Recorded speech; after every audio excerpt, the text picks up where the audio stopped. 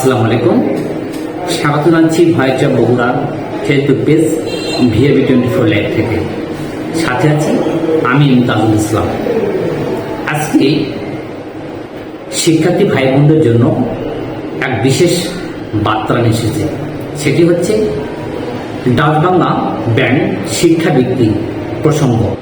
এই ব্যাংকটি দীর্ঘদিন ধরে দেশের বিভিন্ন শিক্ষা প্রতিষ্ঠানে উচ্চ মাধ্যমিক স্নাতকোত্তর পর্যায়ে মেধাবী এবং অসচ্ছল শিক্ষার্থীদের জন্য শিক্ষাবৃত্তি প্রদান করে আসছে।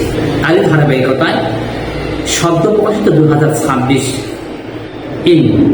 সালে SSC ও সমান পরীক্ষায় উত্তীর্ণ মেধাবী ও অসচ্ছল শিক্ষার্থী ভাই বোনদের জন্য এবছরও এই শিক্ষাবৃত্তির ব্যবস্থা করেছেন। আর আবেদন করা যাবে 4 সেপ্টেম্বর 2026 ইংরেজি তারিখ পর্যন্ত। যারা যারা এই আবেদনের যোগ্য হিসেবে গণ্য হবেন সেটি হচ্ছে ঢাকা বিভিন্ন সিটি এলাকা এবং শহরের জেলা শহরের শিক্ষা প্রতিষ্ঠান থেকে পাশকৃত শিক্ষার্থীদের জন্য GPA 5 পেতে হবে। আর যারা গ্রাম অঞ্চল থেকে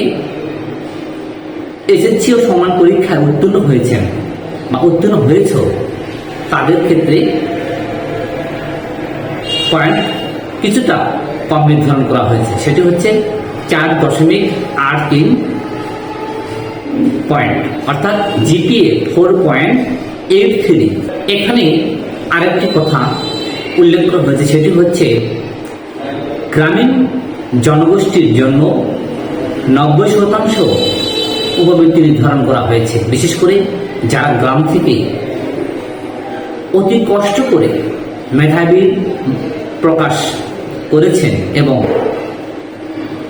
GPA 5 পেয়ে উত্তীর্ণ হয়েছে এবং 4.83 পেয়ে উত্তীর্ণ হয়েছে সে সকল ভাই বোনদের জন্য 90% উপবৃত্তির কোটা নির্ধারণ করেছে।